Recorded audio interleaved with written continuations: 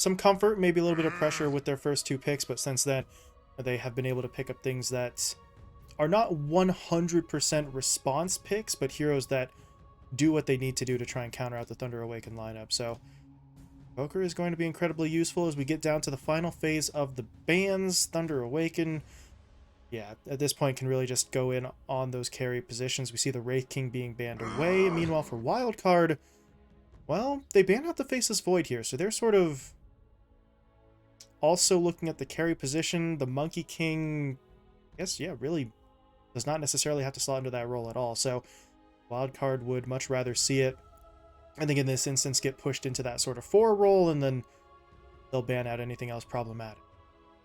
Yeah, and I'm thinking right now for Wildcard, if they feel like they can deal with Thunder Awaken, if they feel like they can buy time, I think the Morphling pick for Yamsun is dead ringer here. I think that's the most obvious pick for him just because they can't really do anything.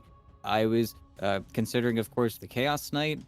We've seen Chaos Knight versus Viper actually play in this tournament already, but of course, the break, it disables your passive. You don't heal that much. It's harass on the tower that you can't really afford to do. It's not the worst counter. I think Viper versus Monkey King is way worse for the monkey, but it still is a problem that you have to deal with. And then you're valuing yourself not really as the tankiest hero, but more so that you're just going to run in, try to get this done, and then you're playing around catching your opponent off guard, and things get a little bit messy. The only problem with the Morphling pick that I proposed for them is that if they can't deal with it, and they actually ban it out. Wow. So what Okay. do they think is going on here? They think it's a Matthew Monkey King and then it's a Sacred Viper, I suppose, and Thunder Predator do still have that flexibility, but I really thought they would have tried to greed out for that Morphling pick just because, hey, that works well versus everything. You need burst damage to deal with this Leshrac if you're not going to get more control, and they've banned out the control. Thunder Awaken have done a really good job of getting rid of those A-list or safe laners who can be that secondary initiator. I don't hope they pick Sven. I really don't want to see Yamsun be forced to play a hero like that, but we kind of need a Blink Stun. We need a little bit more setup here. The Rubik and Invoker, they're great, but I don't think they're going to be enough. On the other side of things, if you're Thunder Awaken, you do have, oh boy, you do have Pakaz in the lineup who maybe hasn't played the Morphling as much in recent times, but that is still going back sort of one of his stronger heroes. So I guess Wildcard would rather be safe than sorry as they ban it out. That leads into the Doom pick, though, who we have not seen ET since we had so many of these passives added to the jungle creeps. So it is going to be very interesting now what the Doom chooses, considering there's so many more options available. Yeah, and I'm really racking my brain here thinking what they're going to pick. I don't really want to see a Yamsun troll, even though I can envision it. I can see why they would go for it, but I feel like that would just be horrible. I don't think they can go for the Razor either. Just have that situation where you can never really approach. You can get a good suck, assuming if it's going to be a Monkey King or a Doom Core, but you can't ever really approach the Leshrac post the suck. And is it just going to be the PA? But the PA doesn't deal well with being broken. It's like there's so many problems right now that I don't think they really have just the all-around best pick for Yamsun. I hope they don't pick something all and out weird and go for perhaps a hero like the Ricky, but I also kind of want to see the Ricky because it kind of sounds fun, but I don't think Wildcard want fun right now. They want something that's going to kind of fix their draft problems and give them a good chance versus one of the best SA teams, and I don't know if that hero really exists. Yeah, you mentioned earlier you didn't really want to see them just take something like a Sven either, but there's not many options. The Sven might just have to be the best you can manage right now. Otherwise, as you said, it's going to have to be something weird. So it does make plenty of sense that Wildcard are burning through all the reserve time that they have left, because this is not an easy decision. And at this point, you don't have a hero that gives you everything that you want. You're just going to have to accept that and try for the best. But with 10 seconds remaining, there we go. Okay.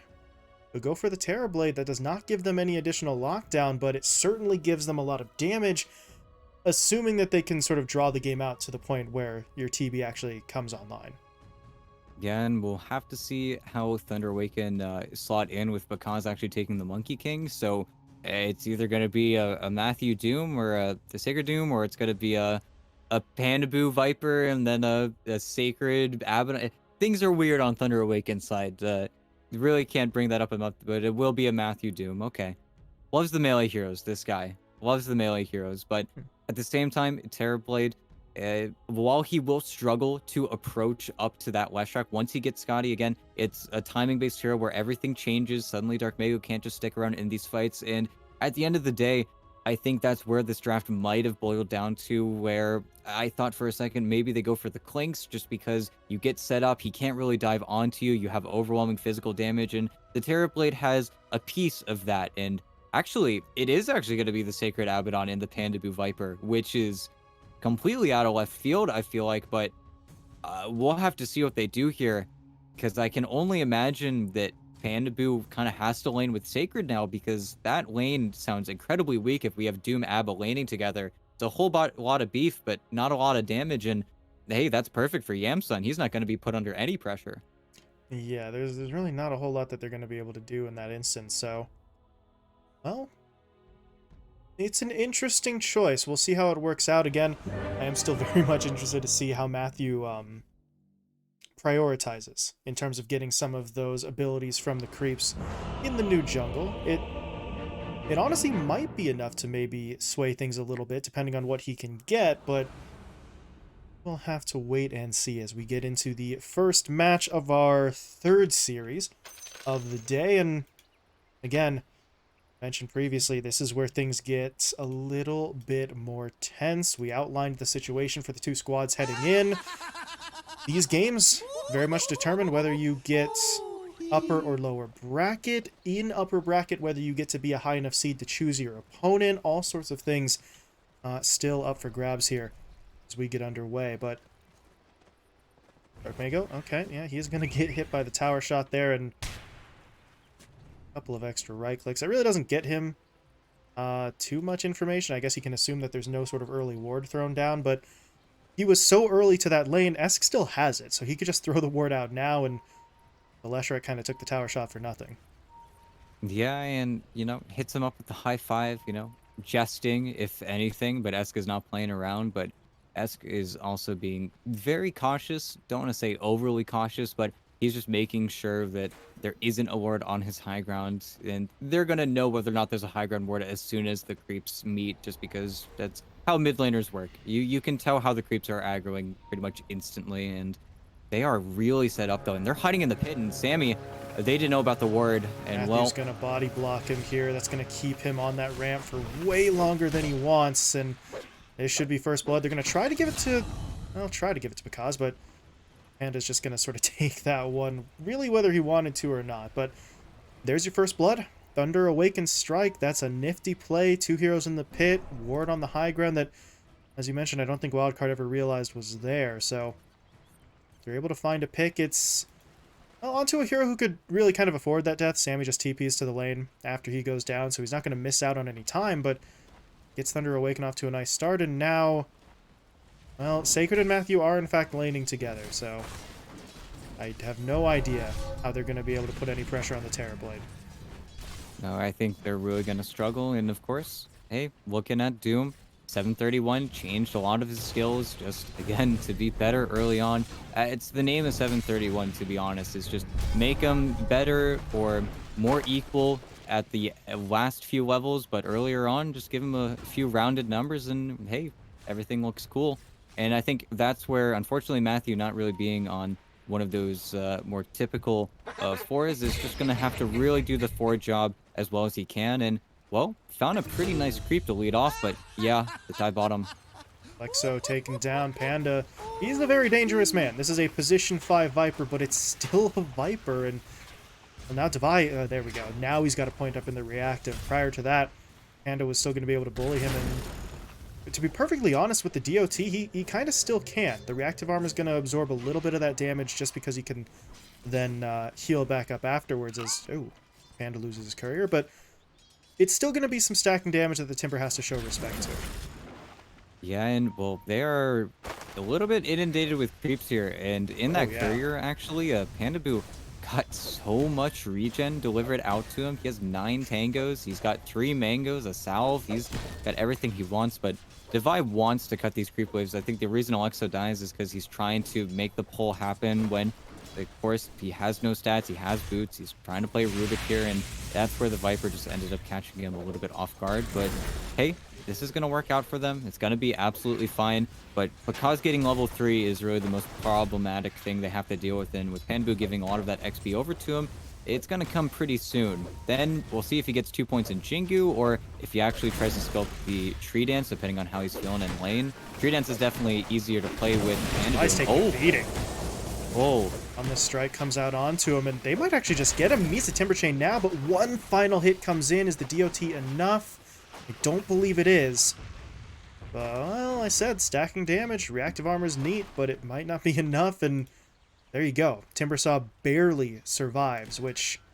How many times do you ever say that before the 3-minute mark? That's normally just not that much of a concern. But now Alexo might be in some trouble. Picasso has to wait 1 second for the Boundless, and he's actually going to hit both of them. So they might be able to go for a second. But Devi once again Timber Chaining away. And Panda took another kill. He's 3-0 on this position 5 Viper. So his item progression's looking pretty good. Although at this point it looks like he's just going to spend it on more regen so he can keep pushing. As speaking of pushing... ET, remember when I said I don't know how they put pressure on Eves? Well, they just do, somehow, as they get him underneath his own tower and find the pickoff. Yeah, and it's unfortunate because there's the salve sitting in Sammy Boy's inventory. I feel like this mana burn creep that Matthew found really right at the beginning of the game has just kind of won things over for him, and it is a very efficient spell. This spell is not bad in the slightest. I think it got retooled quite a lot, and 100 mana burn, that is a fourth of the Terrorblade's mana pool, and as soon as he's back, it's not like you're really itemizing to give a Terrorblade mangoes. You don't really think that's an important aspect of the hero, but I feel like Sammy Boy almost might need to go back for some just because they're really running out of resources here. And at the same time, I wonder what Sacred's going to build up, because if he is looking for items like the Vlads, well, that builds into something now, and it builds to a very strong item as well to just start that death ball. And I think that's where Thunder Awaken might look to take this game, because looking at their heroes and just looking at the top of the screen, it feels like it's going to be a death ball around that 15-minute mark, just imagining them 5-manning down the lanes. Don't know how Wildcard are going to deal with that. Game will resume, but it resumes in a situation where Alexo... he's on the run here.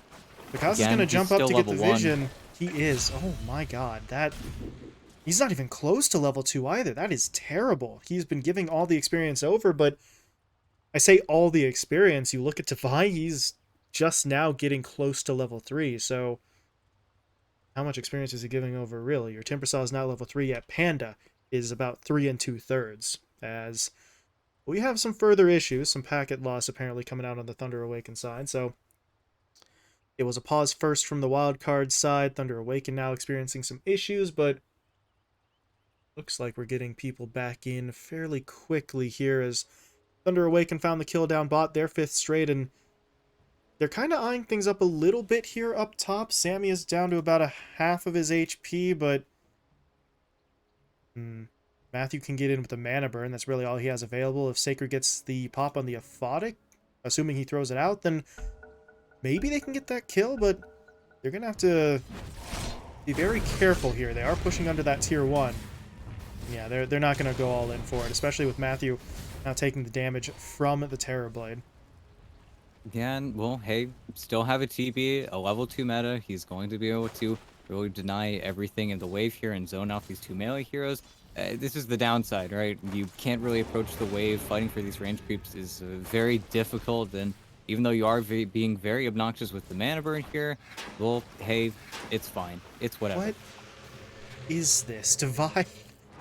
He goes all the way behind the tier 2, trying to pull the creep wave, and technically speaking, that is going to stack up, but Panda was on him the whole time, so he has to TP away, not really getting the chance to farm the creeps that he pulled, while up in the top lane, Sacred and Matthew go back in once the meta wears off, and this time around they do get the kill on to that Chen. 6-0 start, and now they might be looking to put some pressure directly onto the TB. That Aphotic Shield is... I mean, it's still going to hurt when it pops, so he just has to be very careful. Sam's going to try and come in to really just mitigate the threat, and he will be successful, but all the lanes are kind of struggling to this point for Wildcard. No, definitely, and especially the Divine Alexa lane. And it's where, when you look at the meta and you wonder what's going on, when do we need to ban out heroes like the Monkey King, like the Ursa? Is Timbersaw good enough to just immediately rush it? Because right now, Thunder Awakener are saying, no, this is the counter, this is the easy lane that we're going to work and make you feel terrible for all it's worth. And unfortunately, this halts a lot of things for Wildcard. They're not able to bring the Rubik mid. You're not able to punish Dark Mago, who has just been standing on Esk's high ground, just fighting him at all the time for the runes, for all of the region in the world. Not to mention, I've been watching this lane a little bit, and Dark Mago just pumps all of his mana onto Esk. So even when that EMP comes through, unfortunately, you're not getting a whole lot back because Dark Mago's already put the damage onto you. So it just feels like right now, we're starting to feel those repercussions of the side lanes. And, well, Thunder Awaken, they're feeling the packet loss too, I suppose. But Yeah, continuing to have issues. But I like that point you made, going up against Esk. Esk is sitting here thinking like, okay, I'll burn your mana. But Dark Mago says, no, you won't. I used all my mana to try and bully the hell out of you. And so far, yeah, it is working. He's got about double the last hit count as Thunder Awakener. Going to give it another go here. That packet loss continues to be sort of a plaguing issue, but it clears up, and they should be just fine. And to be honest, they've got 6 kills on the board to 0 from Wildcard with some of those intermittent issues. So Thunder Awaken maybe not even at full strength at this point. But Panda, this is where things are going to get a little bit rough. He just tries to maneuver his way through the river, hoping to contest for the rune, but they might not kill him. One last hit doesn't actually do enough damage. The tornado misses. Panda gets away, whereas Dark Mago punishes Sammy, who was just trying to sap experience in the lane while Esk was out. Instead, they miss the kill, and they'll lose their support, and, well, if you're Esk, you really kind of needed that one. If that tornado connects, you're looking pretty good, but without it, that's a big missed opportunity. yeah, and that's also where Sammy top lane is just really trying to stop this push coming in from Sacred, but with the cart here and keeping the Curse of Avernus stacks, this Oh my god, Matthew. tier 1 is... He found the Yeah, TB! he found him in the in-between. Oh Yeah, boy, that I think hurts than, I mean, any of the other 7 kills that Thunder Awaken had been able to pick up. That's just a massive setback. First, you get pushed sort of out of your lane, then you get pushed out of your jungle, and Terrorblade, net worth-wise, highest on his team, but lower than all the cores on the Thunder Awaken side, although here's a little bit of a shot at revenge because did not anticipate STPing in. Timber alone may not have the lockdown, but with the Invoker there, they're able to take advantage of the fact that Panda had stepped out of lane. yeah, and really needs to be the first of many. The tornado is incredible. If he commits for those Jingu stacks and then suddenly you get clipped, well, there's the Dispel. So Esk is going to be, again, as we see with many of the mid laners in this meta and in Dota in general, just become this incredible turning point for a lot of their teams. And, well, they're trying to do a massive push, but yeah, everything floods in. And Devi, he's not level 6. They're not even looking for him, though. They're looking for the carry. The Terrorblade's not 6 either, so he has no Sunder. He's just going to get taken down as a big kill. The second the Terrorblade sort of really arrives to do much of anything, he gets punished, and he was not involved in that previous kill that they had gotten onto Bakaz, so show up a little bit late to get credit for the kill. He tries to get damage on the tower, and technically he's successful. I mean, there is damage on that tier 1 tower, but not enough to justify losing the hero as Sacred. No lockdown for the Rubik, nearly enough damage to just kill him outright, but Lexo's able to get away. Now Sacred runs into Esk. This is a hasted Invoker, but the haste rune wears off, and Sacred's just going to start hacking away at him. The silence is applied. There's no one even on this side of the map to help him, though, but it really says a lot about where the game is right now, that Sacred just took separate 1v1s against 2 different heroes and didn't care because he knew no one else was coming to kill him off. And, well, this is a nice EMP. This is going to burn all of his mana and actually force his ulti, but, oh man. That's a nice stun from Alexo, though. He's still only level 3. His Fable just tickles, if anything, and Ask is actually burning a little bit to the Scorched Earth, so he needs to be a little bit cautious, but that's where Dark Mago, he's out of mana. Everyone's out of mana on Thunder Awaken. They can get punished here, but I think no tornado. It's up in 1 second. Needs to clip him, and I think Esk got it. No? a whiff, an uncharacteristic whiff, and because gets the solo kill in bottom lane. I don't know what just happened for Wildcard. Just the whiff mid, followed by Devi.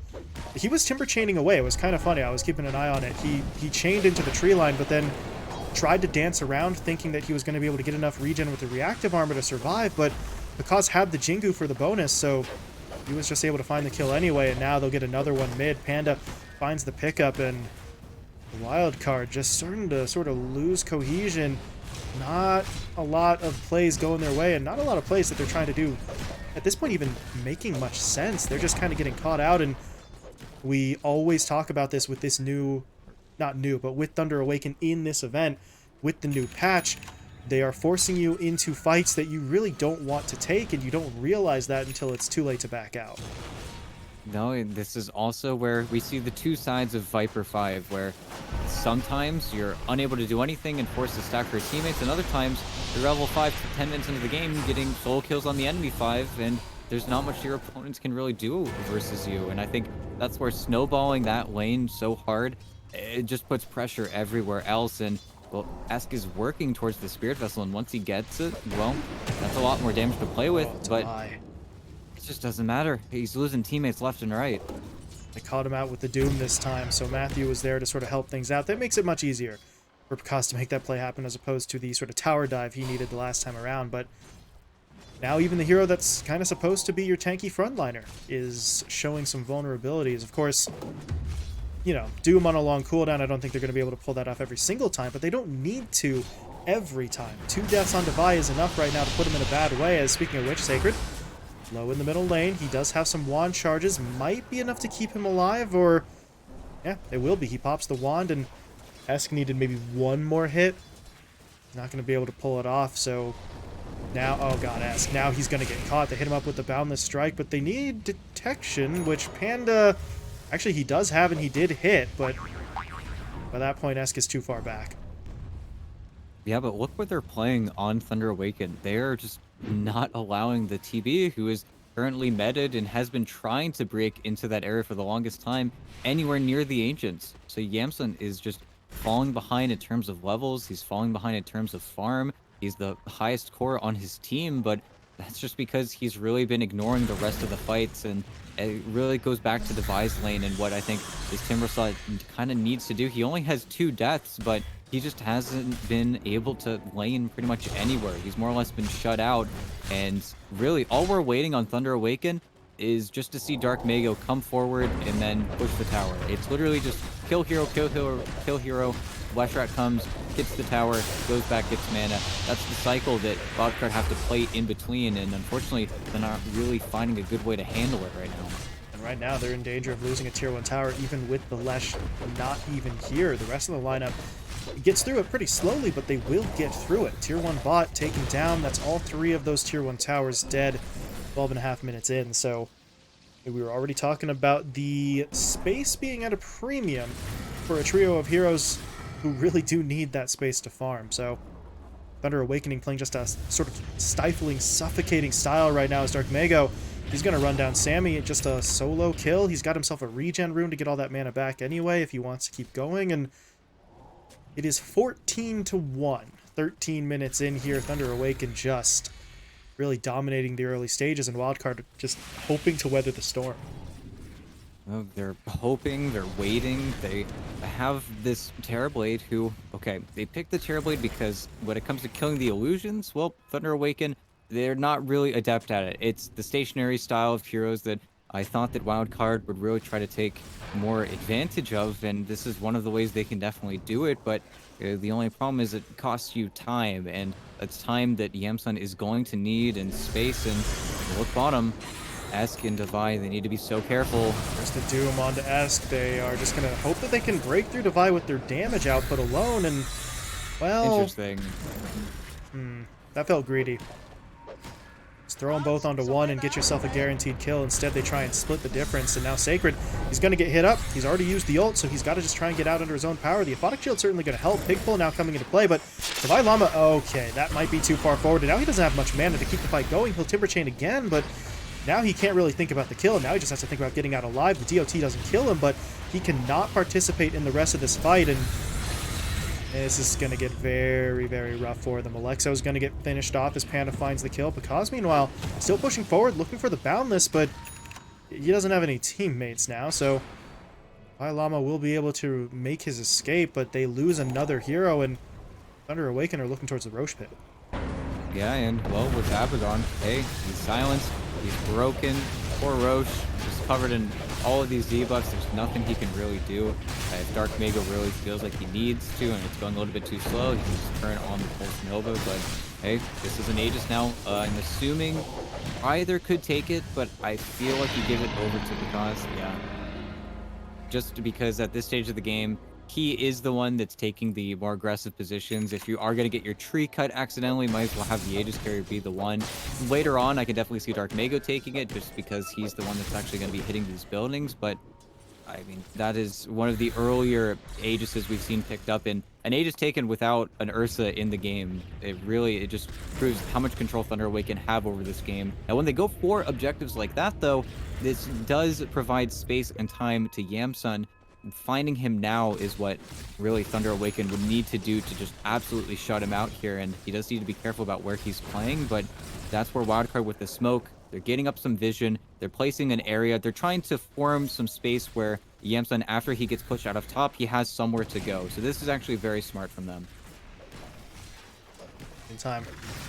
Here comes the push. They're grouping up top. They've got the Lesh TPing in with those Boots of Travel, and well, now they're on to tier 2s. Glyph going to be deployed, though. Trying to keep this one, well, under wraps for the most part, but Thunder Awaken are going to actually use their own Glyph to not only keep the creep wave alive, but also try to counter out a push down bot. Their tier 1 tower does go down, but that just means they get the Glyph right back. So, double duty with that Glyph, protecting the creep wave, just delaying the tower, and the question now, do they really go for the high ground? There's not the full strength of Wildcard here to defend it.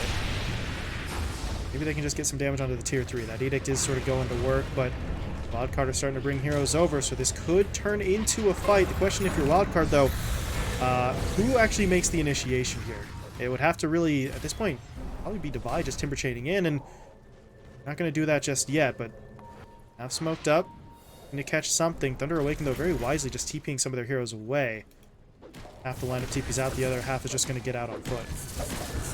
Yeah, and it's really smart from Thunder Awaken. They wait till they see all 5 heroes of Wildcard, and this is also smart, reestablishing themselves. They love the kill into Matthew. They love even more, but it's too much of a dive. Save from Sacred. He's just way too good.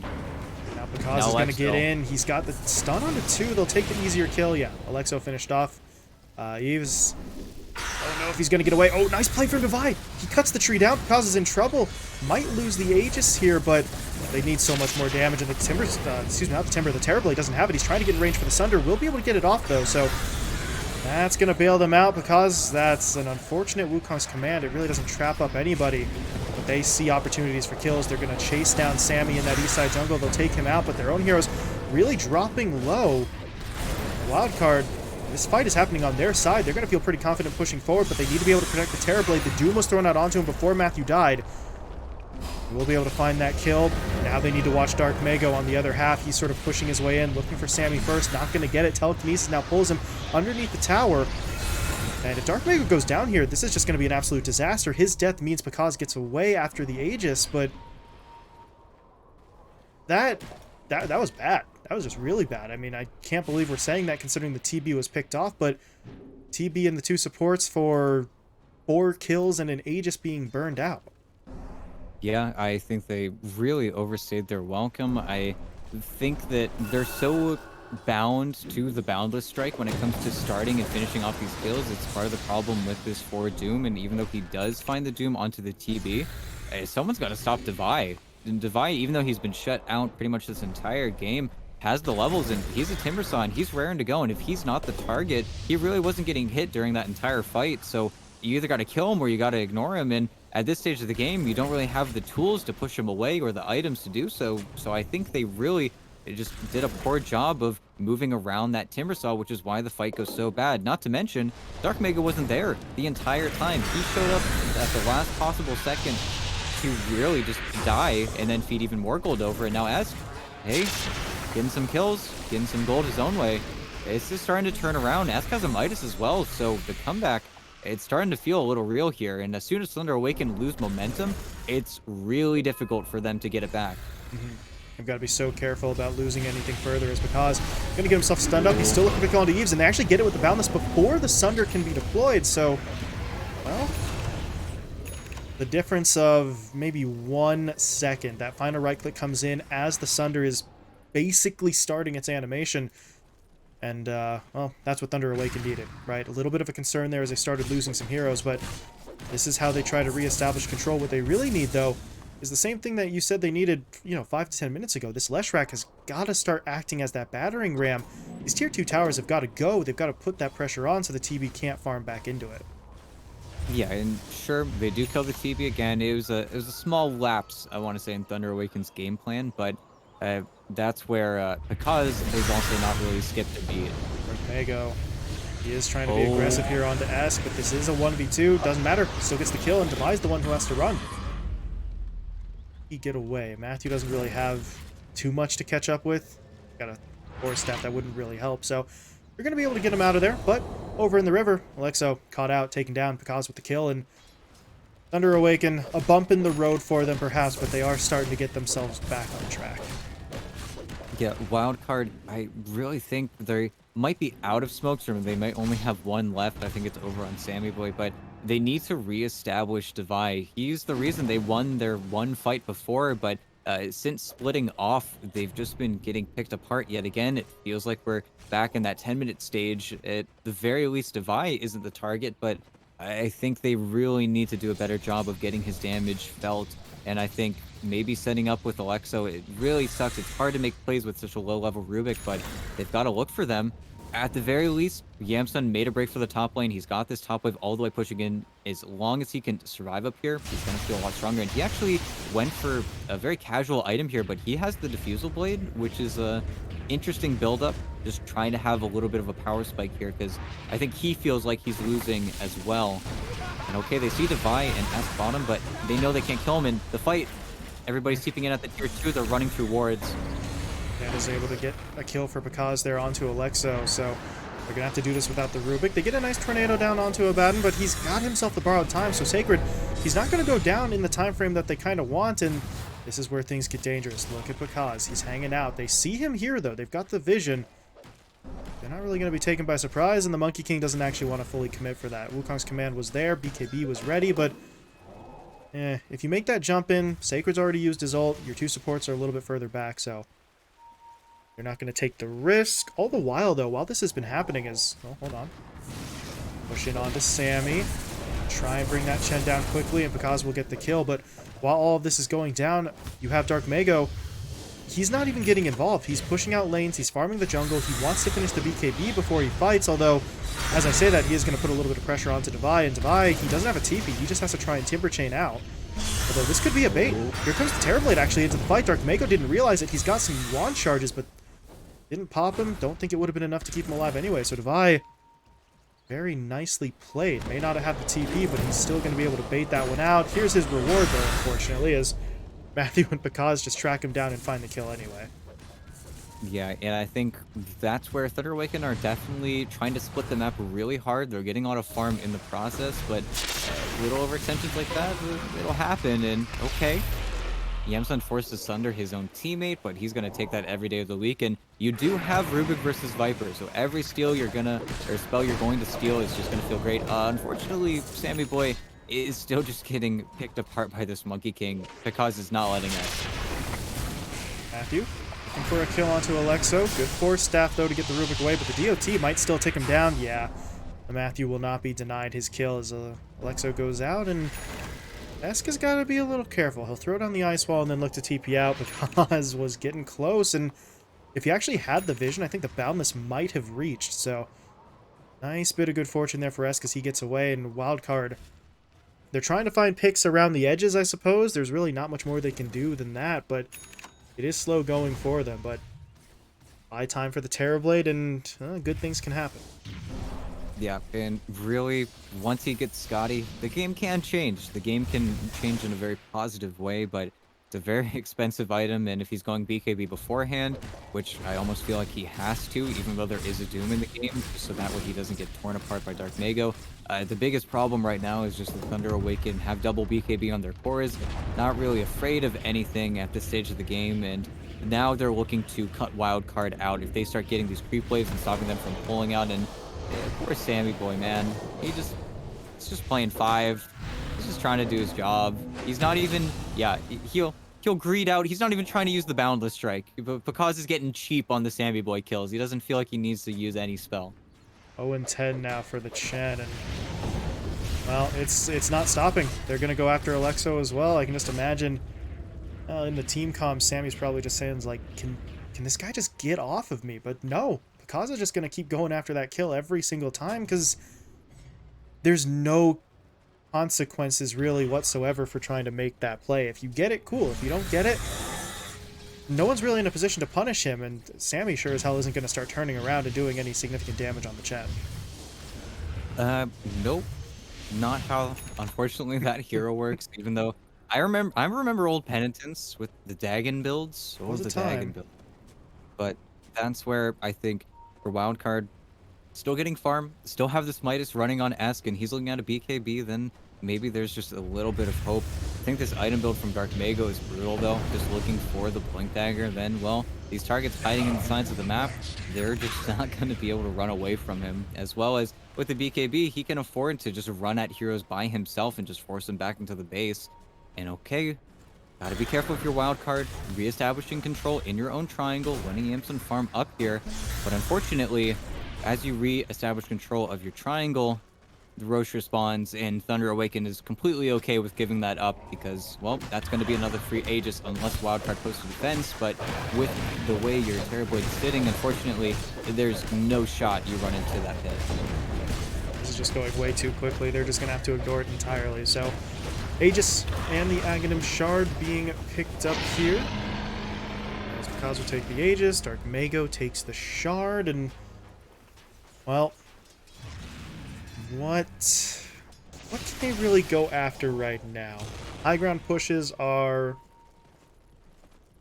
possible, but maybe complicated considering they haven't found any sort of pickoff yet, so they would still be trying to push high ground against the full strength of Wildcard, but they're going to give it a go. They've got a creep wave sort of cooperating in the top lane, even a siege creep to help them out, so they're going to push their way in, and Wildcard are not really ready for the defense yet. They've got to bring heroes in now.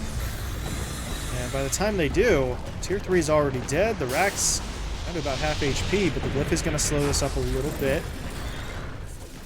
How much further are Thunder Awaken willing to go? They really do just want to sort of stick around to finish it off. They would love the full lane of Racks. They're going to get the ranged first, at least. By, well, chaining his way through, trying to be disruptive. Picasso and Dark Mago have lost about half their health, but I don't know. You still got an Aegis up on the Monkey King, so not going to be an easy kill. Dark Mago, he blinks in. That Blink Dagger being revealed. They've taken out Sammy right away. The Chen buying back quickly, but they're going to lose more. Esk is going to get caught out and taken down. And now, well, what can they do? They haven't used the buyback on the Invoker, at least, so they are holding on to that, but the full lane of Rax was taken, and really just seems like they're not going to have any opportunity as Thunder Awaken will simply walk away. No, it's feeling a little bit too free from them, and, well, it's not like Wildcard really have the stuns to keep them around. It's really just one or two, and even if Alexa was finding those steals, there's also not very much for him to go for. It's really just kind of throwing out the poke, and, well, hey, Yamson has BKB, has the tool that's going to allow him to at least show his face in front of the Lesh. Only unfortunate thing is Dark Mago honestly doesn't really care here, even though he doesn't have the plate mail and he's Shiva's in the works. And another very smart smoke from Wildcard. They're looking, but it's just too late. Back in, Sammy dropped low, tried to heal himself up, not going to work. He's dead. Already used his buyback in the last fight. So Wildcard really have to try and get everyone out of here that they can, but the buy's going to be taken down. The Doom still on Eve, so he's not going to be able to sunder. He's dead too. Doesn't have his buyback, and that's it. The GG called. S may go down here as one last kill. Yeah, he will, but it was already over. GG called. The full 5-man wipe is going to get Thunder Awaken a very important win. They move into that 9-point range, and, well, they open up the series in style. If they can get the 2-0 sweep, then they'd move into a tie for first. Well, and there you go. Everybody but Hikori. It's hard to have a problem with Thunder Awaken here because they're just showing themselves as the dominant team that we know them to be. Man, Pandabu, stop. Stop with the Vipers. Stop with the way that they spun that lane just out of control. And of course, back the clock 3 Pro Series. Hey, this is the strat that Undying was running, where they would first phase the Viper and then they swap it between your 3, your 5, your 1, and then well, suddenly Viper is just tormenting your Timber Saw. And I think if we do see the Timber kind of bring and brought back to highlight, you got to be so careful of this counter pick. And it is a counter pick. It just felt like there was no way and no room to go. And at the same time, it's the Monkey King that you kind of have to value yet again. If these heroes are going to get brought back, then it's the other heroes that were just as good again. It feels like a lot of these teams in their preparation, they're getting caught in between the bands. And then even though they're picking what feels good, there's still these dark shadows that kind of loom over these picks. And if you're not ready for them, well, that kind of happens. And I think even though Thunder Awaken didn't have the most ideal setup, Matthew looked pretty good too. I think him and Sacred, they kind of made the best situation out of a draft that kind of came together on the other aspects, and then they just had to have an okay performance, but they were really holding down the fort. Not the, craziest stat lines, but at the same time, what more can you expect from your Doom and your Abaddon off lane except to just not lose? And they did better than not lose. Killed TB once in lane, shut him out, just continue to run at their opponents. And Deathball, it's the return of Deathball, if anything. Hopefully this isn't a trend that other teams follow, but Thunder Awaken just kind of made it look great. Yeah, they looked so good there, and we were talking in the draft that this was going to be a Doom Abba lane, and we were wondering, how much pressure can they apply? How can they get onto the Terrorblade? And they sort of barreled their way through. I think a lot of that did come from the fact that Matthew on that Doom becomes more dangerous with some of the passives. We were talking about that mana burn that he got well at the start. The passive of that unit also gave him enough mana regen to throw the burn out more than once or twice in the lane before he had to back off. So it was more efficient than I think we were expecting, and definitely more than the Terrorblade was expecting, as Eves just didn't really get to have much of a game. Yeah, and well, hey, Dark Mago got his Leshrac. Another hero you can't let him get, because as soon as Thunder Awaken, this is what they'll do. They'll pick Kunkka for 15 out of their 16 games, and then come playoffs, they pick the Leshrac, and you're like, wait a second, what do we do? Because just gets to draft whatever hero to counterpick, and then Dark Mago is just as strong and just as ruthless, and that's what this was. Dark Mago was just an absolute killer, and the Abaddon Lesh, it's old, it's their strat, but it still feels like teams just don't know what to do versus it yet. Yeah, Wildcard absolutely did not know what to do against it, but they're going to have to come up with some answers pretty soon here, because as we mentioned at the start of this series, this is their final best of 2 and now their final game. So they would hate to get shut out here in their final opportunity to get points. So we shall see what changes come out from them, as we're going to be moving into that Game 2 draft in about 10 minutes here. So we will take a short break, and then we'll see. Can Wildcard get the 1-1 draw, or will Thunder Awaken continue this dominance, get themselves another 2-0 sweep? We'll be back in just a little bit.